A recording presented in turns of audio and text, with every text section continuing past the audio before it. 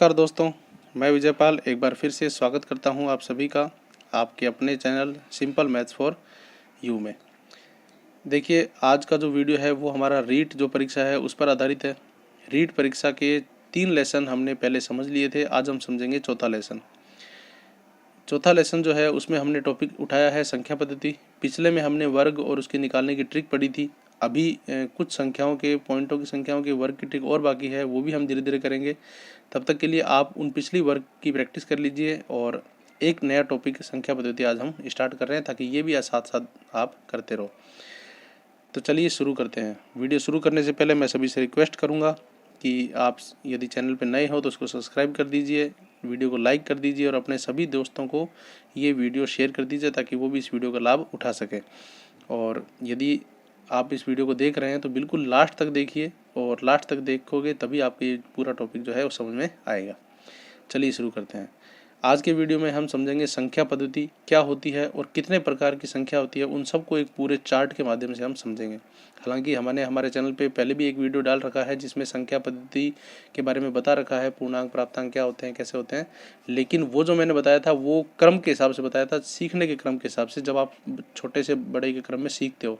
और यहाँ पर आज मैं पूरा वर्गीकरण बताऊँगा रीट परीक्षा के हिसाब से। दोनों सेम ही हैं, बस थोड़ा बताने का तरीका अलग है। तो आप वो भी देख लीजिए वीडियो और ये भी आप देख लीजिए, आपकी बिल्कुल अच्छी तरह कहानी क्लियर हो जाएगी। तो चलिए शुरू करते हैं। देखिए, संख्या पद्धति जो होती है, संख्या पद्धति में हम पूरी संख्या के बारे में बात करेंगे। तो सबसे पहले मैं आपको बताता हूँ, संख्या पद्धति में संख्याएं आती हैं सारी, और जो जितनी भी सारी संख्याएं होती हैं उन संख्याओं को हम 2 भागों में विभक्त करते हैं या 2 भागों में वर्गीकृत करते हैं। पहला हम लेते हैं वास्तविक संख्या। क्या लेते हैं?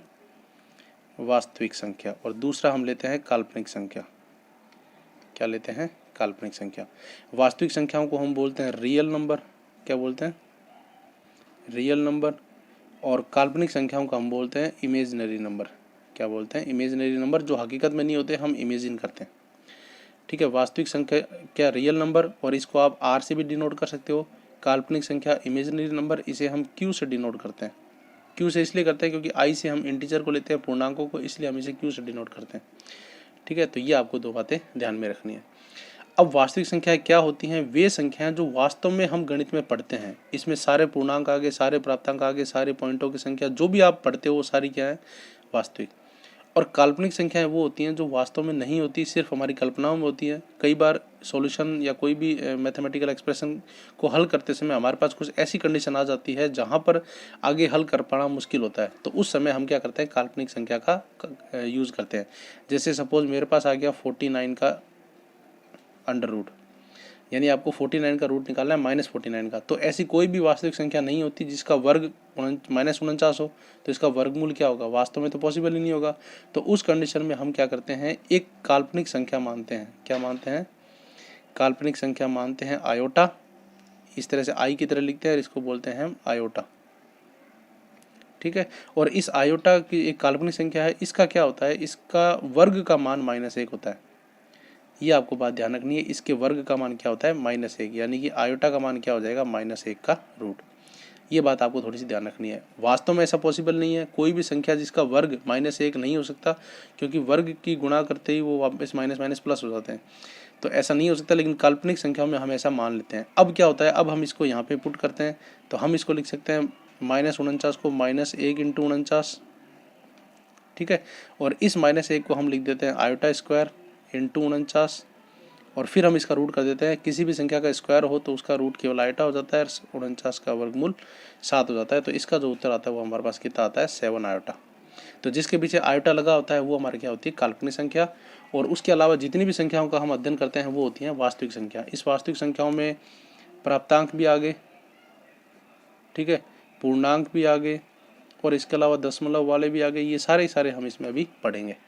ठीक है, और यदि हम इन दोनों संख्याओं को मिला दें, यानी कि वास्तविक और काल्पनिक संख्याओं को मिला दें, तो हमारे पास आती है सम्मिश्र संख्याएं, जो अभी रीड के टॉपिक में तो नहीं है, लेकिन आगे जब आप हायर क्लासेस का अध्ययन करोगे तो आपके ध्यान आएगा, तो आप याद रखना। यानी हमारे पास क्या होते हैं? कॉम्प्लेक्स नंबर होते हैं, सम्मिश्र संख्या। कॉम्प्लेक्स में क्या होते हैं? रियल नंबर, और प्लस में इमेजिनरी नंबर क्यू, ये दोनों जुड़ जाते हैं। यानी कि वास्तविक संख्याएं और काल्पनिक संख्या, जब इन दोनों को हम जोड़ देते हैं तो हमारे पास बनता है कॉम्प्लेक्स नंबर। उनको बोलते हैं सम्मिश्र संख्याएं। क्या बोलते हैं? सम्मिश्र संख्या है। ये आपके रीट के टॉपिक में तो शायद नहीं है वैसे टॉपिक में शायद क्या, लेकिन आपको ये ध्यान रखना है मैथ की नॉलेज के लिए। ठीक है, अब बात करते हैं वास्तविक संख्याओं की। ये तो काल्पनिक संख्याएं होगी, ये भी 11th से ऊपर के लेवल में काम आती हैं और ज़्यादा ही डीपली हो तो ही काम आती है। अब इस पास आपको यही ध्यान रखना, इसके अलावा आपको ध्यान नहीं रखना। अब बात करते हैं वास्तविक संख्याओं की। ठीक है, अब वास्तविक संख्या में आगे वर्गीकरण हम करते हैं। तो वास्तविक संख्याएं जो होती हैं वो दो प्रकार की होती हैं, एक होती है परिमेय संख्याएं और एक होती है अपरिमेय संख्याएं। ठीक है, एक होती है परिमेय संख्याएं, एक होती है अपरिमेय संख्याएं। परिमेय संख्याओं की परिभाषा भी आपने पढ़ रखी होगी, हमारे पहले वीडियो में मैंने बता रखी है।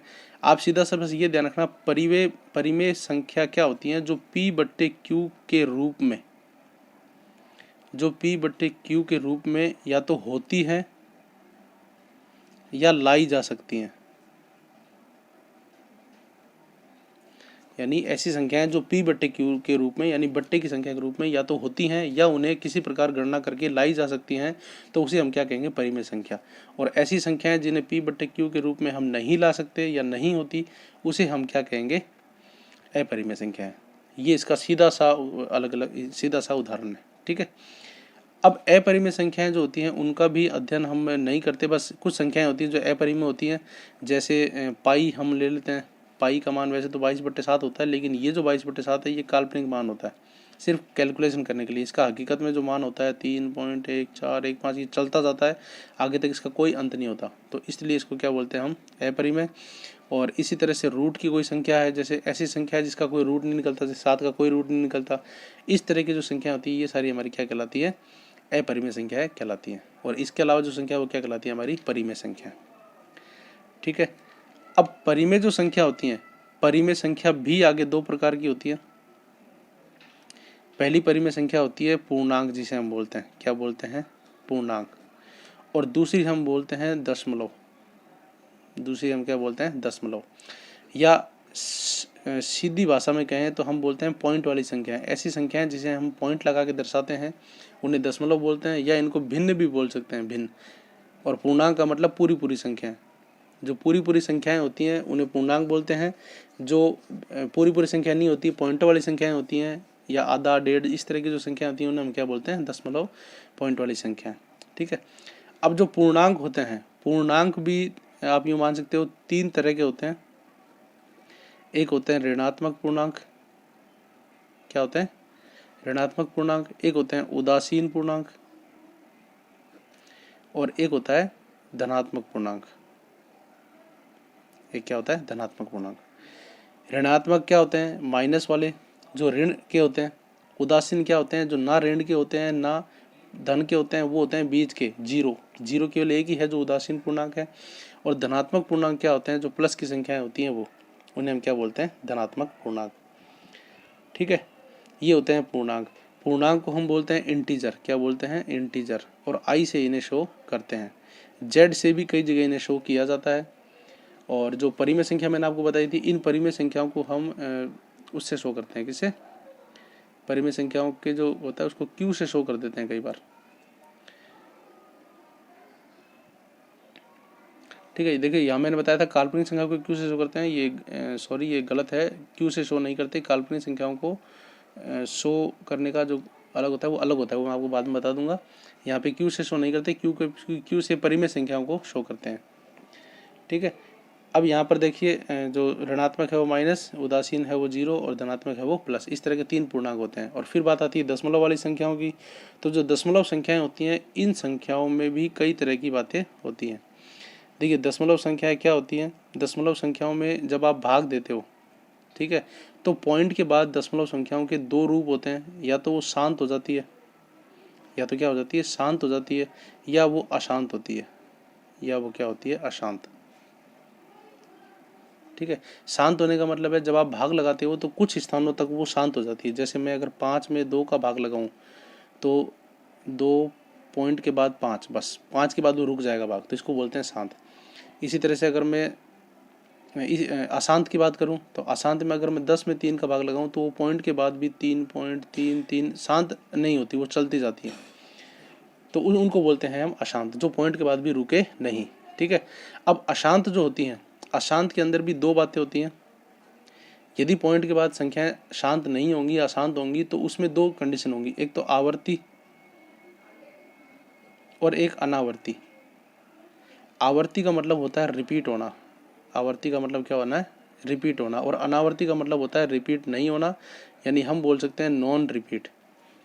यानी पॉइंट के बाद यदि संख्या बार बार एक ही संख्या रिपीट हो रही है या कुछ संख्याओं का जोड़ा रिपीट हो रहा है तो उसे हम आवर्ती बोलते हैं, और यदि नहीं हो रहा तो उसे हम क्या बोलते हैं, अनावर्ती। जैसे ये होती है 3.333, तो ये क्या है, ये 3 के बाद देखो 3 ही है जो बार बार आ रहा है, ठीक है ना, तो 3 क्या होगी, आवर्ती होगी। और यदि कोई संख्या अनावर्ती होती है, जैसे पाई का मान होता है तो 3.1415 आगे चलता जाता है और वो कभी भी रिपीट नहीं होता, तो रिपीट नहीं होता उनको हम क्या बोलते हैं, अनावर्ती। लेकिन जो अनावर्ती संख्याएं होती हैं वो अनावर्ती संख्याएं परिमेय में नहीं मानी जाती, वो किस में मानी जाती हैं, अपरिमेय में।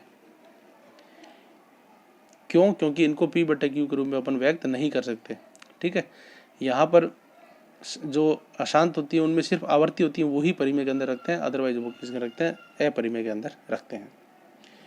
तो इतनी प्रकार की संख्याएं होती हैं। अब संख्याएं तो बहुत हैं, एग्जाम्पल अपन कितने लें, संख्याओं की कैलकुलेशन भी अलग है, तो इस तरह से अपन इसको मान सकते हैं। और जो परिमेय संख्या हमने पढ़ी थी, इन परिमेय संख्याओं को हम भिन्न संख्या भी बोल सकते हैं, भिन्न संख्या या बट्टे वाली संख्या कुल मिला के बोलते हैं, जैसे 5/2, 1/3, इस तरह की संख्याएं भी हम इन्हें बोल सकते हैं, क्योंकि भिन्न के भी कई सवाल आते हैं। तो ये है संख्याओं का एक वर्गीकरण, जिसमें आप शुरू से लेकर अंत तक की सारी संख्याएं क्या क्या होती हैं वो आपने देखा, और बहुत ही इम्पोर्टेंट है।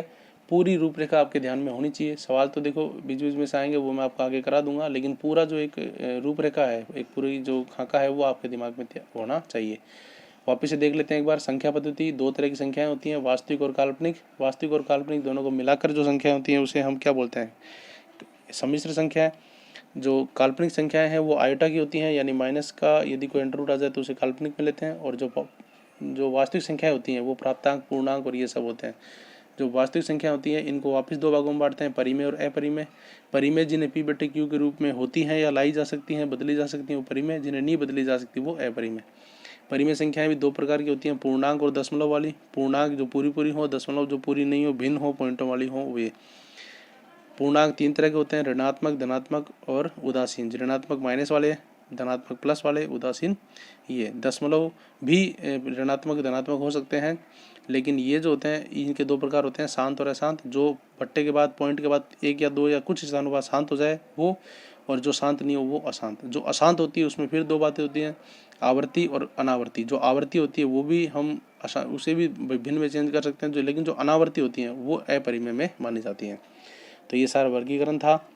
उम्मीद करता हूँ कि आपको ज़रूर समझ में आया होगा। वीडियो को लास्ट तक देखने के लिए आप सभी का धन्यवाद। आज के वीडियो में इतना ही। मिलते हैं बहुत जल्द एक नई वीडियो के साथ, एक नए लेसन के साथ। तब तक के लिए धन्यवाद।